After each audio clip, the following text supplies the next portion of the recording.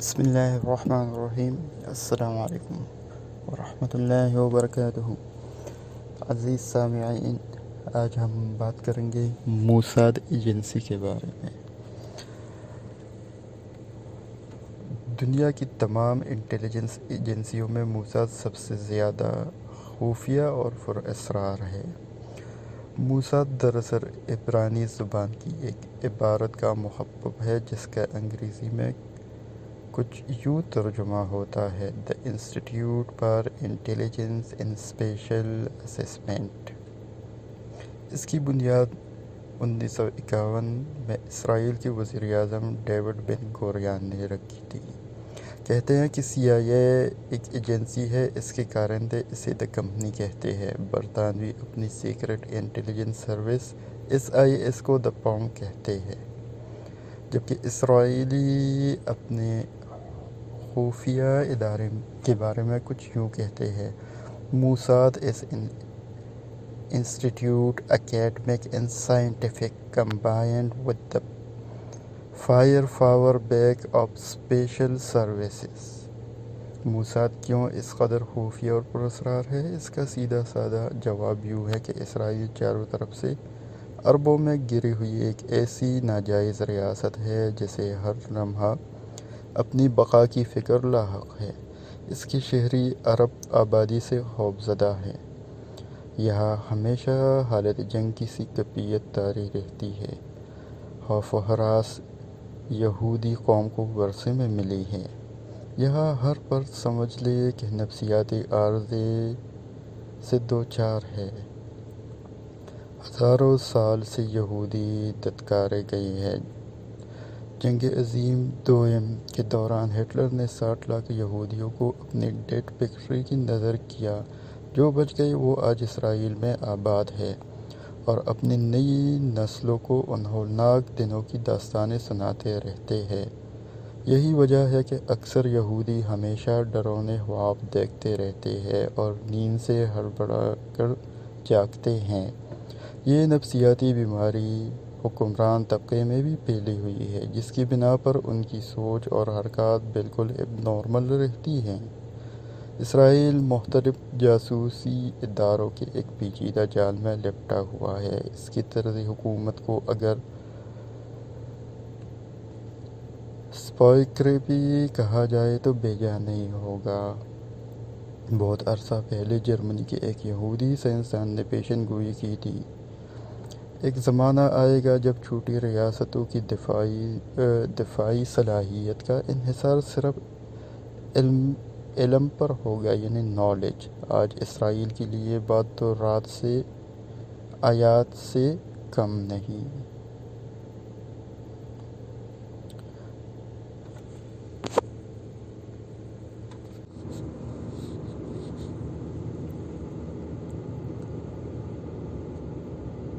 اسرائیل اپنی جدید ترین air force, navy اور آرٹلری سے زیادہ موساد پر بھروسہ کرتا ہے، کیونکہ یہ ادارہ اسے بر وقت انتہائی اہم معلومات فراہم کرتا ہے۔ اسرائیل کے اندر اس ادارے میں کام کرنے والے لوگ کبھی اس کا نام زبان پر نہیں لاتے۔ اگر کوئی ان سے پوچھے بھی تو کہہ دیتے: ہم وزارت دفاع میں ملازم ہیں۔ ہر سال بجٹ میں ایک حقیر رقم اس کی خفیہ کارروائیوں کے لیے مختص کی جاتی ہے۔ اس کے ڈائریکٹر کا عہدہ آرمی کے جنرل کے مساوی ہوتا ہے اور وہ براہ راست وزیر اعظم کو رپورٹ کرتا ہے۔ ملک کے کسی اخبار، جریدے یا دیگر ذرائع ابلاغ میں اس کا نام ظاہر نہیں ہوتا ہے۔ موساد کا اپنا ایک موٹو ہے: by way of deception to shall do war. اسرائیلی مورخ موساد کی اصل ابتدا کو ہزاروں سال پیچھے حضرت موسیٰ علیہ السلام کے ایک ٹولے سے جوڑتے ہیں، جس کا ذکر تورات میں کچھ یوں درج ہے: "And Moses sent him to spy out the land of Canaan and see the land, what it is, the people that dwell therein, whether they be strong or weak or many." یوں وہ دعویٰ کرتے ہیں کہ یہودیوں میں جاسوسی کی روایات انتہائی قدیم زمانے سے چلی آ رہی ہیں۔ اصل میں اگر اس کو دیکھا جائے اسلام کی نظر سے، جو وہ دعویٰ کرتے ہیں کہ موسیٰ علیہ السلام نے کچھ بندوں کو جاسوسی کے لیے بھیجا تھا، تو قرآن پاک میں اس کا ذکر ہے، جو قوم جباریین کے پاس لوگوں کو بھیجا تھا کہ وہ دیکھ کے آئے کہ وہ کتنی مضبوط ہے اور ادھر کیا کیا ہے۔ تو لوگ اتنے بیوقوف اور ڈرپوک نکلے، جب واپس آئے تو موسیٰ علیہ السلام نے ان کو منع کیا تھا کہ آپ نے عوام کو نہیں بتانا، آپ جو بھی دیکھے آگے مجھے بتائیں گے۔ تو وہ آتے ساتھ ہی لوگوں کو ڈرانے لگے کہ وہ اتنے طاقتور ہے، بندوں کو ایک ہاتھ سے اٹھا دیتے ہیں، پٹک کے مار دیتے ہیں، ایک ہی ہاتھ مارنے سے بندہ مر جاتا ہے۔ تو اپنے قوم کو خود ہی ڈرانے لگے، یہ نافرمان قوم۔ تو وہ اسی واقعے کو جو تورات میں بھی ذکر ہے اس کا حوالہ اصل میں اس کے لیے دیتے ہیں۔ یوں وہ دعویٰ کرتے ہیں کہ یہودیوں میں جاسوسی کی روایت انتہائی قدیم زمانے سے چلی آ رہی ہے۔ امریکی جریدے ٹائمز کے مطابق CIA، برطانوی سیکرٹ سروس اور فرینچ انٹیلیجنس ایجنسی DGSE کے بعد دنیا میں اگر کوئی مؤثر اور منظم خفیہ ادارہ ہے تو وہ یقیناً موساد ہے۔ اس میں ملازمت کے لیے اسرائیلی شہری از خود درخواست نہیں دے سکتے، بلکہ یہ ادارہ خود ہی ملکی یونیورسٹیوں، کالجوں اور دفاعی محکموں سے موزوں افراد کو چن لیتا ہے۔ اس کے باقاعدہ ملازم کو عبرانی میں کاٹسا کہتے ہیں، جس کا مطلب کیس آفیسر ہے۔ صرف اسرائیلی یہودی کاٹسا بن سکتا ہے۔ ایک اندازے کے مطابق یہ افسر تعداد میں محض 35 ہیں۔ یہ لوگ اپنی خفیہ سرگرمیوں کے لیے دنیا کے مختلف ملکوں میں ایجنٹ بھرتی کرتے ہیں۔ ہر کٹسا صرف 20 ایجنٹوں کو کنٹرول کرتا ہے، پھر ہر ایجنٹ کے آگے سب ایجنٹ رکھتا ہے۔ اس طرح ہزاروں سب ایجنٹ دن رات موساد کے لیے سرگرم رہتے ہیں۔ کٹسا کی ماہانہ تنخواہ ملک کے مروجہ سرکاری اسکیل کے مطابق ہوتی ہے۔ انہیں خطرناک مہم کے دوران اضافی الاؤنس بھی دیا جاتا ہے۔ ایک ایجنٹ کو اوسطاً $3000 امریکی ماہانہ تنخواہ اور تقریباً اتنا ہی بونس دیا جاتا ہے۔ اصل میں یہ تب کی باتیں ہیں جب یہ کتاب لکھ کے گئی تھی۔ یہ تقریباً آج سے 20 سال پرانی کتاب ہے، دی ملینیئر ڈالر اسپائی، جس کو میں آپ لوگوں کے ساتھ پڑھ کے شیئر کر رہا ہوں، تاکہ جو وہ لوگ جو کتاب کے شوقین ہیں اور وہ کتابیں نہیں پڑھ سکتے، ان کے پاس ٹائم نہیں ہے، تو اس کو میں کوشش کروں گا انشاءاللہ ان کی خاطر کہ آڈیو میں کنورٹ کر کے ان کے ساتھ شیئر کروں۔ مجھے خود بھی کتابیں پڑھنے کا شوق ہے۔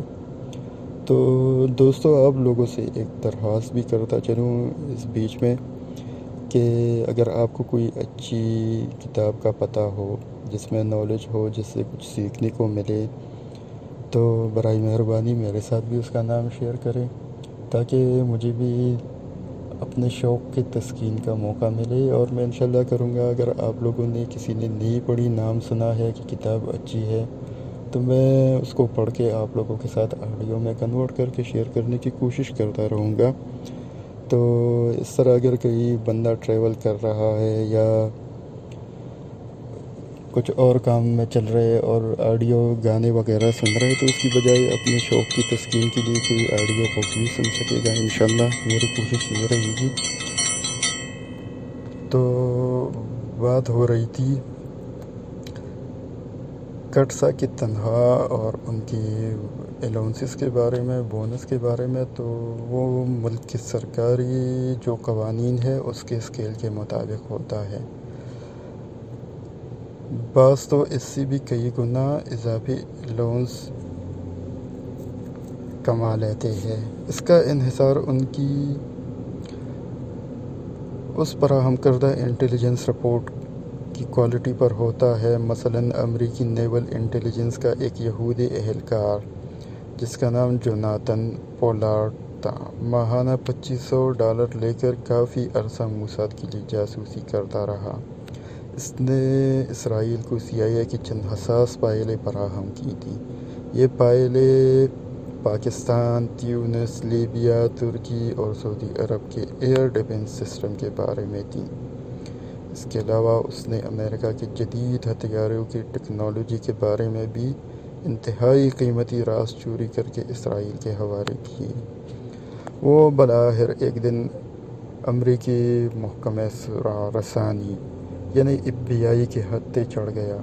اس پر ایک عدالت میں جاسوسی کے الزام میں مقدمہ بھی شروع ہوا تو موساد نے اس کے اخراجات کے لیے درپردہ $2 لاکھ فراہم کیے، لیکن وہ پھر بھی سزا سے بچ نہ سکا۔ وہ اب ایک امریکی جیل میں عمر قید کاٹ رہا ہے۔ جوناتھن کی فراہم کردہ معلومات کے بلبوتے پر اسرائیلی ایئر فورس کے لڑاکا طیاروں نے 1985 میں بحیرہ روم کو عبور کر کے تیونس میں PLO کے ہیڈ کوارٹر کو تباہ کر دیا تھا، مطلب فلسطین لبریشن آرگنائزیشن جو ہے اس کو۔ اس حملے میں PLO کے 60 اہم عہدیدار ہلاک اور زخمی ہوئے۔ صرف ایجنٹوں کی ماہانہ تنخواہ پر موساد $15 ملین خرچ کرتا ہے۔ اس کے علاوہ ایجنٹوں کے لیے محفوظ پناہ گاہوں اور گاڑیوں پر بھی لاکھوں ڈالر لگتے ہیں۔ ایک قرصہ اپنے ایجنٹوں کو ڈنر یا لنچ کھلانے کے لیے یومیہ $1000 خرچ کر سکتا ہے۔ موساد اپنے تمام قرصہ کے اخراجات کے لیے یومیہ $35,000 فراہم کر رہا ہے، مطلب یہ صرف ان کے کھانے پینے کے لیے۔ بیرون ملک ایجنٹوں کی تعداد ایک اندازے کے مطابق 35,000 کے لگ بھگ ہے۔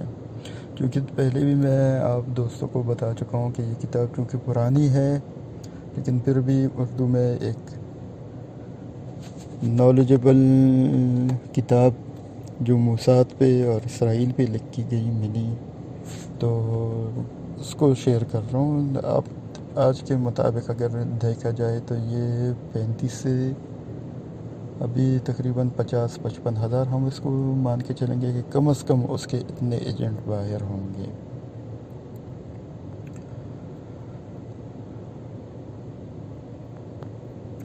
جن میں 15,000 اچھا یہ جو لکھا ہوا ہے 35,000 کے لگ بھگ ہے، ان میں 15,000 سلیپرز ہے، وہ سگنل ملتی ہی حرکت میں آتے ہیں۔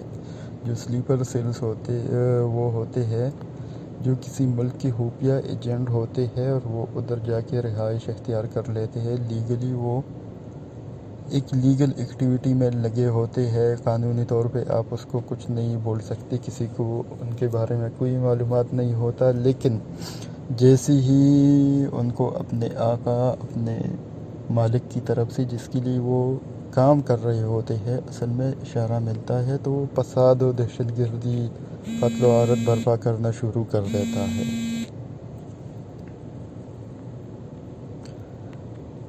تو وہ لوگ تب پھر فساد اور یہ چیزیں چالو کر دیتے ہیں۔ آج کے لیے اتنا، انشاءاللہ کوشش کریں گے کہ پھر آپ لوگوں کے رسپانس آنے پر ہی مزید انشاءاللہ میں آڈیو میں کنورٹ کر کے آپ لوگوں کو شیئر کرنے کی کوشش کرتا رہوں گا۔ اس کے علاوہ اسلامی کتابیں ہیں تو واقعات ہے، اگر آپ لوگوں کی کسی کو پسند ہو تو اس کو میں انشاءاللہ آڈیو میں کنورٹ کرنے کی کوشش کروں گا، اور کوشش یہ ہوگی کہ خاص کر ایسی زبان اور ایسے آسان الفاظ کے ساتھ اس کو کنورٹ کیا جائے کہ آپ اپنے بچوں کو، جو پرانے زمانے میں ہم لوگوں کو گھر میں اپنی نانی اور دادی سے کہانیاں سنتے تھے، تو اس طرح اپنے بچوں کو وہ کہانیاں سنانے کی طرز پہ لگا کے ان کو سناؤ تاکہ ان کو اسلام کا بھی پتہ چلے، دنیا میں کیا ہو رہا ہے، ٹیکنالوجی کیا چیز ہے، ان چیزوں پہ انشاءاللہ بات ہوتی رہے گی۔ تو مجھے آپ لوگوں کے پیار، محبت اور رسپانس کا ایسے پتہ چلے گا کہ اگر آپ لوگ اس کو لائک یا چینل کو سبسکرائب کریں گے تو مہربانی ہوگی۔ اللہ حافظ۔